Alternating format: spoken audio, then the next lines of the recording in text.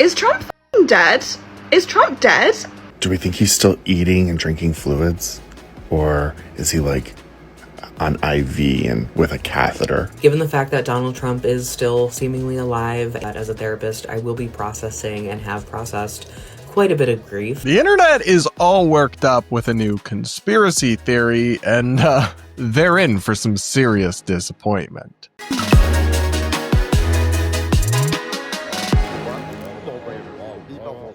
We're going to break this down, plus so much more, on today's episode of the Brad vs. Everyone podcast, my daily show where we take on the craziest ideas from across the internet, our media, and our politics, all from an independent perspective. Guys, it is great to be back with you. Sorry for the somewhat erratic uploading of late. I've been traveling a lot with some weddings, just was in a part of a really beautiful Indian and Western wedding for one of my college friends out in Vermont, and I actually have another wedding coming up this weekend, but I'm going to try to keep bringing you episodes throughout it all, or at least most of it, without too much disruption, because there's just so much internet BS that intersects with politics, and that's what we do here. I suffer through it for your viewing pleasure. And now we have to talk about this phenomenon that's unfolded over the last several days where, and it truly, I can't overstate how viral these posts are. It's just post after post after post with hundreds of thousands of likes, millions of views. This is on TikTok, it's on Twitter, it's on Instagram, where they think Trump is dead. Like, they actually believe he's dead or dying. And just because he went a couple days without a public appearance, they became convinced that Trump was going to announce, or that the White House was going to announce that Trump was either sick and stepping down or dead, and they got so excited and celebratory. Plot twist, none of that happened, and it was always just wild speculation. Here is one video that has 4.5 million views where they are connecting the dots and explaining to us how his time has come and we can see it, and here's the proof. Take a listen to this. Is Trump f***ing dead? Is Trump dead? I keep seeing people making videos and tweets being like, he's dying, he's dead. And then JD Vance gives an interview being like, God forbid anything happens, but like, I'm ready to take the job. The best training that I've had has been the past 200 days. Like, you know, Trump will serve out his term, but like, if anything happens. He literally hasn't been scheduled all weekend. No one has actually seen him on camera for the past 3 days. Which, and like, there's the other tracker as well as to like when he's last played golf, and I believe that is getting like more and more sparse. There's also the images that come out like every month where he's got like huge bruising on his hand, and like the doctors of TikTok and the doctors of Twitter have like looked at it and they've been like, he's getting some kind of infusion, like something is definitely wrong there. Either he's taking like the longest weekend off because it's Labor Day weekend here in the US, or he's dead, which is insane. Because it feels like the White House are like definitely hiding something. Well, guys, we've got our TikTok detectives on the case, so I guess we got to listen up. I guess it must be true. Of course it isn't, and the speculation doesn't make any sense. So, for example, he was just gone. He was out of the public limelight for like 48 hours. But even in that time, there was a pool of reporters with him. He did an interview with the Daily Caller, where she was with him for over an hour. The White House correspondent over there, Regan Reese, she says he was sharp. There's photos from that. And now on Monday, he's going to be giving a big announcement. And they got all excited about the announcement. It's him stepping down. It's actually going to be some like military thing about the Space Force or something, not even that relevant to this. And all this will have been for nothing. Also, the JD Vance comments, they're really taking those out of context. He was specifically asked if he was like ready to take over if something happened. So it's not like he brought that up and just was like, by the way, guys, I'm super prepared. No, it's like he was asked, and what else was he going to say? That's his job as vice president, is to be like the plan B if something goes wrong. And he was asked about it. He's like, yeah, I'm prepared and I'm learning and I'm ready for the job if something does happen. That's just normal. That's what you would expect him to say in that situation. It's not a piece of a puzzle you can string together. And this is really funny to me. So all these videos, and I'm unfortunately probably going to have to change out the music for copyright reasons, but all these videos all across social media have been shared where people are celebrating Trump's death. That, of course, didn't happen. And the song that they use is from Wicked, the musical, the new version, the film version. And the song is No One Mourns the Wicked.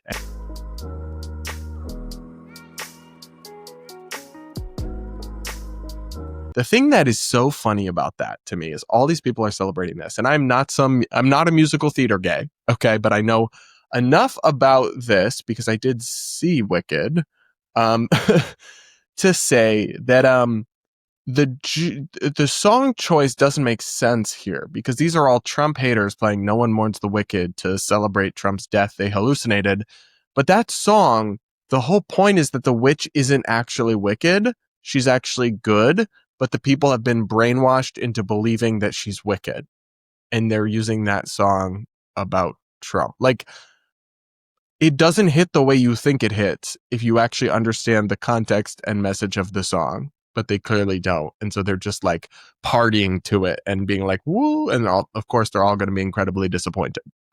And there's just a bizarrely, slightly sexual undertone to some of the fantasizing that's going on here. Take a look at this video. Do we think he's still eating and drinking fluids? Or is he like on IV and with a catheter? Oh, and maybe he has labored breathing. And he's sleeping a lot and probably even more confused than normal. Why does this man sound aroused by imagining Donald Trump dying? And why is he thinking about Trump getting a catheter? Oh my gosh, I did not need that mental image today. Thank you very much. And look, I understand hating Trump, not liking Trump. It's your opinion, whatever.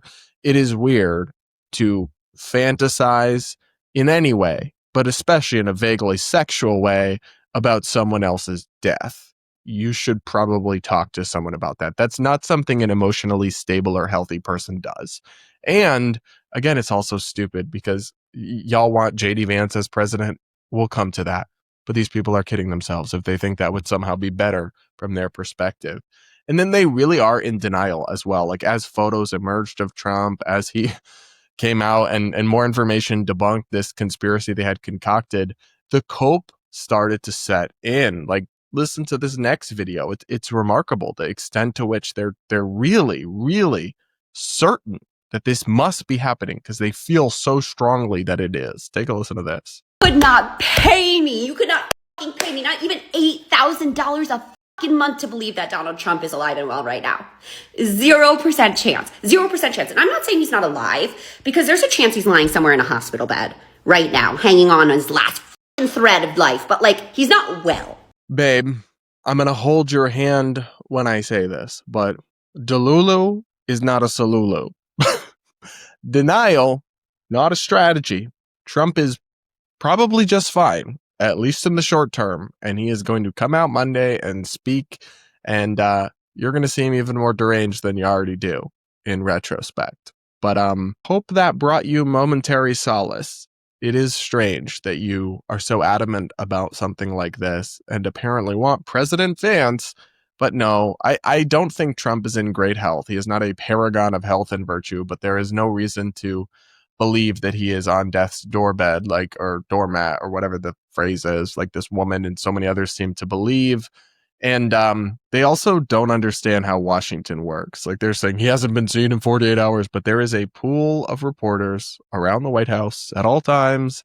And if he had passed away or if he was seriously, seriously ill, I'm telling you, whispers would be around and people would be talking, and they are not. So he might have some underlying medical issue. I mean, the guy's 79. He doesn't believe in exercise and he drinks like 5 gallons of Diet Coke a day. So he may have some health issues. I don't know. I certainly wouldn't be surprised to learn that. But he is not about to kick the bucket. And you all simply trying to manifest that isn't going to change reality. They really are coping so hard. They're just like losing grasp with physical reality. And it's kind of sad. I also want to show you guys this. This non-binary TikTok therapist is explaining how people can, after all this, hubbub and then everyone being disappointed, how people can process their grief about the fact that Trump isn't dead. Let's listen. Oh my God. Given the fact that Donald Trump is still seemingly alive and with us on this earthly plane, it is very apparent to me that as a therapist, I will be processing and have processed quite a bit of grief. I'm sorry, y'all. But if you are feeling grief that someone didn't die, your therapist should not be affirming that. Oh, all your feelings are valid. Let's mourn together. No, get a grip. Stop rooting for people's death. That's crazy. That's incredibly toxic, and it's going to poison your own emotions and your own perspective to the point of bringing you down as well. It's just like therapy is so broken, at least on the evidence base that is TikTok therapy. I'll narrow it down there. If your therapist has a TikTok account and posts content, I would carefully review it, because there is a good chance that that person is publicly publishing evidence that they should lose whatever license they have, and no one should be taking mental health advice from them. And I would put this non-binary person grieving the absence of death and telling you that's normal and fine. Yeah, I'd put her in that category. Sorry, not sorry. Now, of course, the thing they're not really addressing in these videos is the fact that if Donald Trump did pass away, which, you know, I have many criticisms of him and didn't support him, but I'm certainly not rooting for anyone to have bad health. If he did pass away, J.D. Vance, the vice president, would become president. And I think from the anti-Trump perspective, that's not something you should want, because JD is more competent, more efficient, and yet more extreme, more to the right of Donald Trump. So it's like, be careful what you wish for, because you might get it.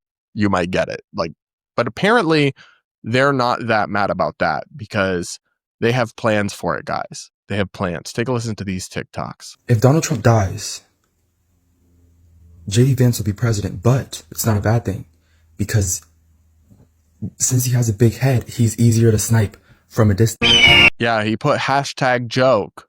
Just a joke, guys. Totally just a joke. No, it's not. And frankly, all over TikTok, all these people openly glorify assassination and violence. So I'm not buying the joke card there. And it's just, again, a really depraved way to talk about human beings and to process your political disagreements and differences.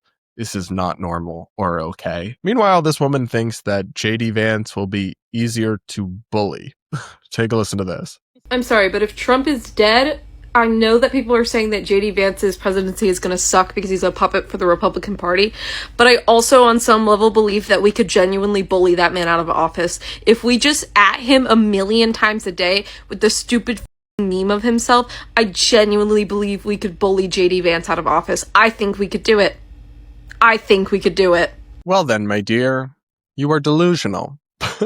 Because if anything, J.D. Vance would probably be less thin-skinned than Donald Trump, who takes criticisms to heart and lashes out often, and frankly, probably less receptive to Democratic pressure and more willing to do things regardless, just to consolidate his own power. I actually think I have more concerns about J.D. Vance going too far on things than I do on Donald Trump, based on his past comments, like the time that he talked about how the Trump administration just defy the Supreme Court and cause a constitutional crisis rather than accept checks and balances. So I'm more worried about him, and I promise you, he's not going to give two shits if he does become president what random TikTokers have to say about how big his head is. Y'all, I am concerned about the state of discourse in this country. The misinformation and fake news and conspiracy theories on the internet are out of control across the political spectrum, and people increasingly seem emotionally unbalanced and unwell. But other than that, we're doing amazing. What do you guys think? Let me know in the comments below. Do make sure you're subscribed. If you aren't yet, hit that like button while you're at it. Remember, if you're listening on audio podcasts, please take a second to rate and review the show. And if you're watching on YouTube, do remember you can actually listen on the go on Apple, Spotify, iHeart, or wherever you get podcasts. And remember, guys, to send in your voicemails for my Voicemail Friday episodes, where I react to your woke horror stories, your personal life scenarios. I give advice, and I answer any questions you guys have for me. So, guys, we'll leave it there on the TikTok drama for now. And up next, we're going to watch a Fox News clip that's gone very viral, featuring Isabel Brown, who is the newly hired host for the Daily Wire and a mega conservative influencer, talking about Cracker Barrel's failed rebrand, where they ditched the cracker, the old white guy, and the barrel, and just put out this extremely bland corporate logo and got so much backlash for it. It was a whole discourse. I talked about it on this show before. I think it was a failed rebrand, but it wasn't like the end of the world or the biggest outrage of the day in the way that many people said. It's just actually not that important. Well, Isabel disagrees. Let's take a listen to what she had to say on Fox News. Because the 93-year-old founder of Cracker Barrel talking about the food and the rebrand, I think he should be on the logo. It's bland, nah, he says, which I think is a perfect encompassment of just how out of touch Cracker Barrel really was in this process. Look, Kellyanne, to bring this to the 30,000-foot level, beauty matters. And it sounds so silly and trivial to use the word beauty when we're talking about the interior design or the logo of Cracker Barrel. But this is part of a much larger, sinister undertow of our culture led by the radical Marxist left throughout my lifetime to rid our society of intricacy and detail. We see it in our architecture, we see it in our art museums, we see it in our churches, and of course we see it in corporate America as well. And that's exactly what you see inside of these sterile, bland, totally rid of any sort of beauty or intricate detail Cracker Barrel rebrands that we're seeing take the storm across the nation. But I find it really fascinating that in the midst of that removal of detail and beauty, America is running back to traditional Christianity, to the family, to beautiful art, the classics in academia again. And so this just goes to show to me that these woke elitist CEOs are so unbelievably out of touch. But what Americans really want is classic Americana tradition and that foundation of Western civilization again. So, wow, a lot to unpack there, but I'll just say this. Not everything is that deep, actually. And I think Cracker Barrel's rebrand was obviously a failure, obviously did not go over well, and they actually are walking it back because of all the consumer backlash. But it was not, in fact, part of a sinister Marxist plot to take over America and destroy all things beautiful. In fact, it was probably just some consultant marketing firm trying to be hip and rebrand for modern times gone awry in pursuit of more profit, actually. So not super Marxist on that front. And then here's the thing. If they're old, the reason they did this rebrand was because they were struggling. Their foot traffic was down, their business, their revenue was ailing. And so they tried to do something new. If classic Americana, the old school traditional Cracker Barrel vibe was still, people were flocking to it, as Isabel kind of suggests, that that's what people want, is classic Americana, they wouldn't have done a rebrand, right? They did that for a reason, and it didn't work. It definitely backfired, and Cracker Barrel as a company can absolutely be criticized for some of its DEI policies and some of the kind of ideologues it has put in places of power inside the company. But I think the problem with calling everything Marxist and using this extreme language on the right is that it's kind of the reverse phenomenon that you hear on the left, where they called everything racist, sexist, homophobic, transphobic, blah, blah, blah, blah, to the point where those words got watered down. They were thrown around like candy on Halloween, and they lost their meaning, and people started tuning out to those warnings and just not taking them seriously. And so I don't like when people on the right or in conservative media do this, because I think Marxism is a really radical and dangerous ideology. But if you're literally calling everything Marxism, if you're calling Cracker Barrel changing their logo Marxism, then you are going to water down those warnings to the point of meaninglessness. And that gives cover to actual Marxists. It allows them to blend in. It allows them to seem more normal. It allows them to people to not recognize how radical they truly are. So I hope that people can roll back with some of this language. Not everything is that deep. Not everything has to be taken back to the 30,000 foot level. Criticism works more effectively when it is sparing and nuanced rather than when it is alarmist and kind of everything is a doomsday level event, even Cracker Barrel redesigning. It's actually not. But I think that conservative media, very similar to liberal media in this fashion, actually sometimes just can't help themselves. What do you guys think? Do you agree with Isabel? Let me know in the comments, and make sure you're subscribed and comment, yada, yada, yada. And up next, this story is truly Orwellian. And I say that because it actually is, not because I'm being hyperbolic, not because I'm overusing these terms. But the United Kingdom has just arrested a comedian who entered the country because of his transphobic tweets. A couple of jokes or extreme opinions that he put out on X or Twitter, whatever you call it. And they detained him for, I think, 16 hours and actually arrested him over this. This is genuinely dystopian stuff. Here's Fox News reporting on the story. Comedian Graham Linehan was arrested at Heathrow Airport in the UK over past social media posts he made on transgender issues. The 57-year-old said that 5 armed officers arrested him after he flew into the UK from Arizona. In a statement, police said the man in his 50s was arrested on suspicion of inciting violence. This is in relation to posts on X. After being taken to police custody, officers became concerned for his health, and he was taken to hospital. Linehan responded to the arrest saying, I was arrested at an airport like a terrorist, locked in a cell like a criminal, taken to the hospital because the stress nearly killed me, and banned from speaking online, all because I made jokes that upset some psychotic cross-dressers. To me, this proves one thing beyond doubt. The UK has become a country that is hostile to freedom of speech. Critics calling out the arrest. Piers Morgan posting, what's happened to Linehan today is absolutely ridiculous. 5 armed cops arresting him at Heathrow for tweets mocking the scandal of biological men invading women's spaces. When it comes to free speech, Britain's turning into North Korea. End quote. This is actually outrageous and dystopian. Whether you agree with his tweets or his jokes or not, it doesn't matter. This is insane. Police arresting people for offensive posts because what? The tweet is going to hurt someone? Get a grip. J.K. Rowling chimed in on this and she said, what the F has the UK become? This is totalitarianism and utterly deplorable. And frankly, I just have to agree.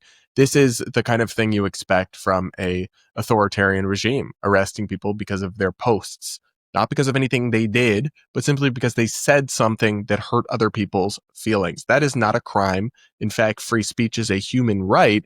And this arrest and detainment, unless something big comes out that we don't know about, if it is just what we've heard so far, is a grotesque violation of his human rights. Frankly, like, the posts that he made, it becomes more crazy when you actually look at the post. So, for example, he posted a photo of a bunch of, I suspect, trans activists, and he said, a photo you can smell. That is one of the posts that they arrested him for. Seriously. Like, maybe that's not nice, okay, but it's not a crime to be rude or make jokes at other people's expense. What are you talking about? What are you doing, UK? Seriously, like, and the idea that that post is inciting violence in any way is absurd. Nothing about it suggests violence. Nobody responds to this with violence, and if they do, it's not his fault. Okay, to say somebody looks stanky is not a crime. All right, get a grip. And then another one, he said, I hate them, misogynists and homophobes, F them. Okay, that's an opinion. You're allowed to not like people. Build a bridge and get over it, Cupcake. I don't know what to tell you. But sending the police to arrest people because they don't like other people is genuinely North Korean, genuinely authoritarian and dystopian. And if you are under the delusion that that is going to increase support for trans rights, let me tell you it is not. Because the sentiment that Graham Linehan expresses in these posts is actually one a lot of people agree with. He doesn't accept any of the ideas about trans. He is mean to trans people in a way that I don't like or support, okay? But he has a right to. He has a right to say his mind. And if you don't like it, you can debate it, you can challenge it, but what you cannot do without becoming a monster yourself is support people being thrown into prison for their social media posts because they said mean words that hurt people's fifis. Now, the one post that he got that they are saying incites violence that he wrote is, quote, if a trans-identified male is in a female-only space, he is committing a violent, abusive act. Make a scene, call the cops, and if all else fails, punch him in the balls. Now, I don't really agree with that post. I think if you have a genuine trans woman trying to use the women's bathroom in peace and not bother anyone, that is not a violent act. I don't agree with that. And I think to call the cops wouldn't really be necessary or appropriate. I think if anyone is causing a problem in a space by being inappropriate towards someone else, trans or not, then you should call the cops. But I think the punch him in the balls thing was a joke. And it clearly wasn't inciting violence because in order to be incitement of violence, you have to be directing proximate, imminent, specific action. So if you were in a bathroom and you said, to a person and there's a trans person right there and you said, punch him in the balls, that would be incitement of violence. But simply joking in general about punching someone in the balls, because that's, oh my God, what am I saying? This podcast is such a wild trip sometimes.